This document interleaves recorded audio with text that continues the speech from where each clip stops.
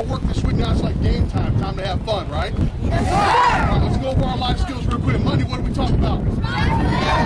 Tuesday. What? What's the third one? Self-control. Did all you guys show self-control this week? Yes, sir. The question is, did your coaches show self-control this week?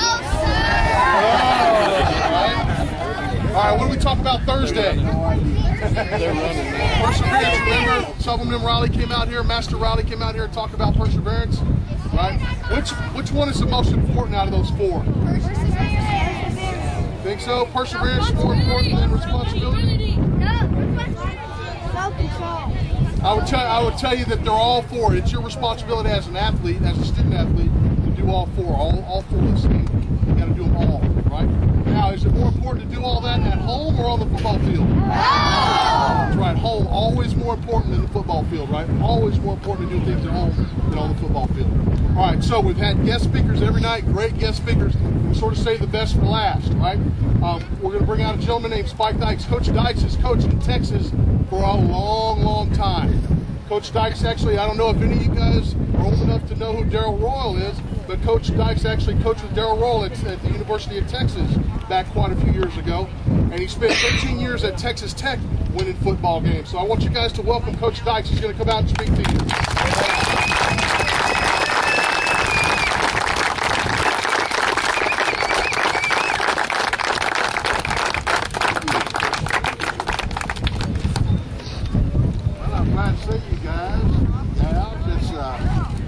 One good thing about it, it's hard to get in trouble on the football field.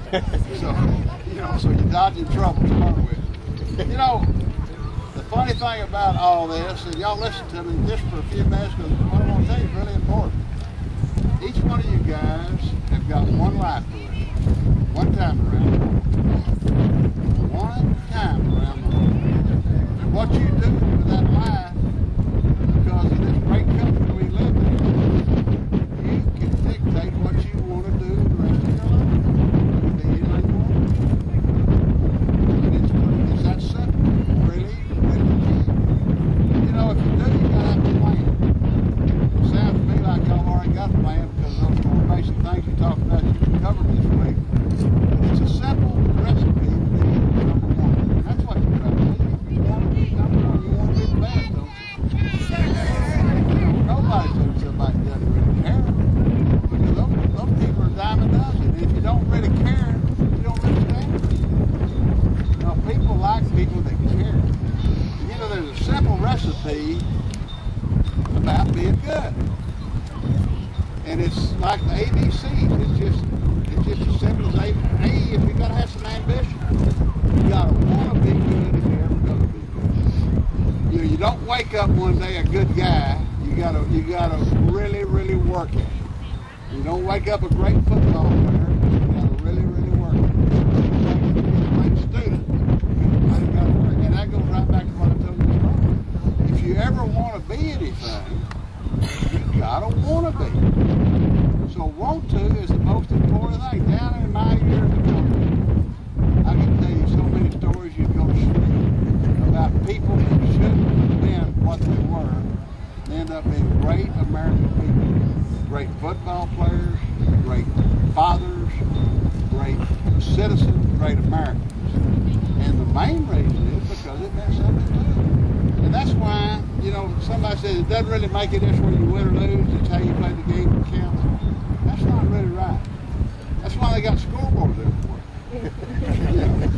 You want to try to be the best, and you don't want to settle for second best.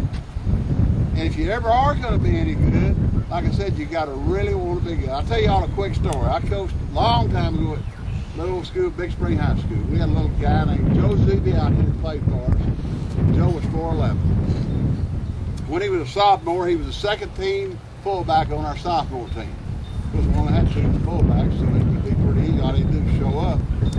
When he was a junior, he was second team fullback on our junior varsity. When he was a senior, he was a third team fullback. So Joe really ran the other team's plays all week. That's not a whole lot of fun. You got to go run against the varsity, and they hit him, and they hit him. Well, we're playing San Angelo, and they just won the state championship the year before. We go down to San Angelo to play, and Boy, they are really good. We've got a great fullback, went to Texas, named Rocky Woolley. Well, Rocky's got a concussion, he can't play in the game. Doesn't make any difference because we've got a guy named Steve Russell. And Steve is our second team fullback, and Steve is really a good player. He went to Houston. So we're rocking along there, and we stop them, they punt to us, we make a first down, and then Steve Russell breaks and goes 25 yards down to the 40-yard line. Boy, I say, we got him right now. Everybody jumps up and goes back to the huddle, except Steve Russell. Look out there, old Steve's arm is here and his hand's out here. He's dislocated his elbow so bad. I mean, bad. So, you know, I went out there and I was a trainer then. They didn't have trainers, the coach and the trainer. So when I finally sort of came to, you know, I mean, it's bad looking. So I said, oh, God. Joe's in the optic. Joe's 13 fullback. Joe hadn't played it down. When he standing right next to me, 4'11". So anyway, I said, Joe, get in there and get it. He said, don't worry, Coach. I've been working with this for a long time. So I patted him on the back, and I hit him right back in the head. Joe goes in the game, and if you put a new player in the game, if you read the books on how to coach, first thing you do is give him the ball and let him hit him and, you know, get used to it. Well, I gave him the ball. We ran killer six off tackle to right. And they had a guy on their team named Brutus. I don't know what his last name was, but his first name was Brutus. He hit Joe right here. Started right on up there, and that helmet flew off, and old Joe was laying out. So I go out there and I said, Joe. He said, oh, yeah. I said, where am I? I said, does not really make any difference. You get up. Oh, I don't know. I said, just get up, Joe. You're going to be fine. But Joe gets up. Make a long story short, we beat them 20-19. Joe Zibbiati won the game, made 125 yards rushing. But let me tell you about Joe Zibbiati. The season was over, and, you know, we went on, and I called all the seniors in. I told you, you got one life to live, but you need to try to really be something you're proud of. And so Joe says, well, everybody gets up and leaves the room and goes tell me to talk to me. He comes over and talks to me, and he said, I've been thinking about it, and I want to be a doctor. I said, Joe, realistic goals. You're driving ambulance. Be realistic, Joe. You're one of 11 kids. You got no father. You live over there in a house. You got outdoor plumbing. You got dirt. Joe, you just don't have enough money. He looked up at me, and I'll never forget it. I still see it in my sleep today. Had a little old tear trickling down. He said, I thought you said we could do anything we want to do better. I said, my gosh, well, 15 years later, I'm coaching at Midland Lee High School. And we play in the state championship game, and it's on television. The first high school game ever televised. In fact, Converse Judson down here beat us. We had a better team.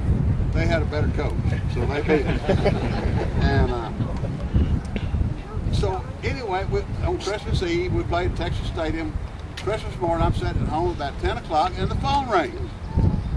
This guy says, Merry Christmas, Coach. Guess who this is? Now, I've coached a lot of places, you know. I said, guess who this is? He said, yeah, guess. I said, Pete Tom Bear. You know, I guessed 10. I said, finally, I said, who's paying for the call? He said, I'm paying for the call. So, it's Joe Zibbiati. He said, I saw that game yesterday, and it brought back all those great memories I had playing football. Joe just got to play one game in his whole high school career. And beat the #1 team in the state that one game. And so I was really proud. I said, well, Joe, that's great. I said, where are you living there? He said, I live out in Pippi, Arizona. I said, well, that's great. What are you doing? He said, you don't know what I'm doing? I said, no. He said, I'm an orthopedic surgeon. He said, you know, you're the only guy in the world thought I could be a doctor.